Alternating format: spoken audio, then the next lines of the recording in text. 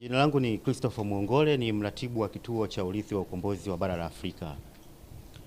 Leo hapa kituo cha urithi wa ukombozi wa bara la Afrika tunaungana na mataifa mbalimbali ya nchi za kusini mwa Afrika kuadhimisha siku ya ukombozi wa nchi za kusini mwa Afrika, ikiwa ni utekelezaji wa azimio la mkutano wa wakuu wa nchi za SADC ambao ulifanyika mwaka 2018 kwamba kila mwaka tarehe 23 mwezi Machi nchi zote za SADC ziweze kuadhimisha maadhimisho ya kumbukumbu za siku ya ukombozi wa nchi za kusini mwa Afrika. Kumbuka tukio maalum ambalo lilifanyika mwaka 1988 la ushindi wa majeshi ya Afrika kuyashinda majeshi ya ubaguzi wa rangi na kupata ushindi mkubwa katika jimbo la kusini mwa Angola na hivyo kupelekea uhuru wa nchi ya Namibia.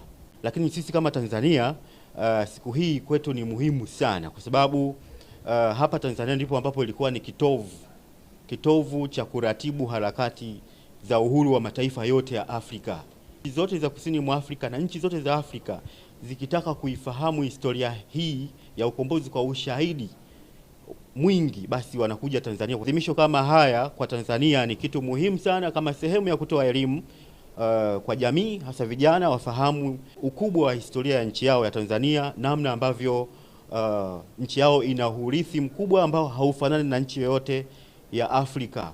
Na mwaka huu hapa sisi kituo cha urithi wa ukombozi wa bara la Afrika tumeandaa onyesho maalum, tumeandaa mdahalo maalum wa wadau wanajadili kwa kina masuala haya ya historia ya urithi wa ukombozi wa bara la Afrika kwa ajili ya kutoa elimu kwa jamii, lakini pia kujivunia urithi wao na kuweza kushiriki katika kuulinda na kuuendeleza na kuimarisha uzalendo wao kwa nchi yao. Ni Monica Joyce Kuga Sozigwa. Nipo hapa nimekuja kwa sababu ya PAWO, Pan African Women Organization.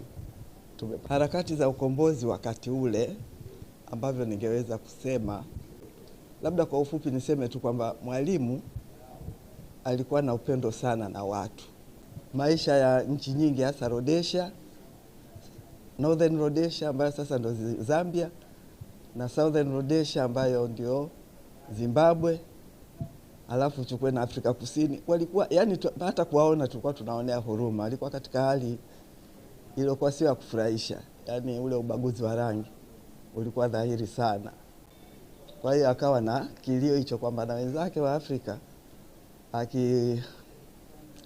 akishirikiana sana na huyu wa Ghana Lumumba, kwamba tukiwa sisi tumepata uhuru na wenzetu Afrika, sehemu za kusini mwa Afrika nao wapate uhuru.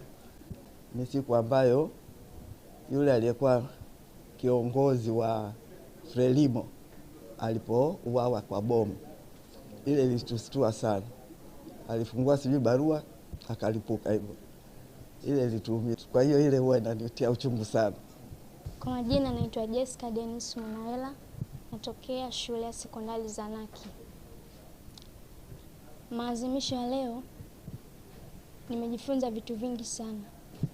Kitu cha kwanza ambacho nimejifunza ni kuwa mzalendo na nchi yangu, kwa sababu maadhimisho ya leo yanazungumzia kwa habari ya kuadhimisha ule ukombozi wa nchi za Afrika Kusini. Kwa kitu ambacho mimi nimejifunza kwa upande wangu ni kuwa mzalendo zaidi na nchi yangu na kuendelea kuwa mkakamavu na nchi yangu.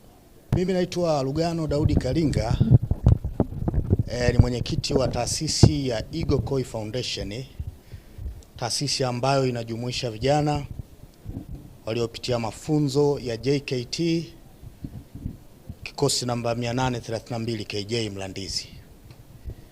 Siku hii ya leo tarehe 23 mwezi Machi 2026 ni siku muhimu sana ambayo inatuliwazisha taifa letu limetoka wapi, lipo wapi na linaelekea wapi, hasa katika misingi mikubwa ya uhuru, amani, umoja na mshikamano.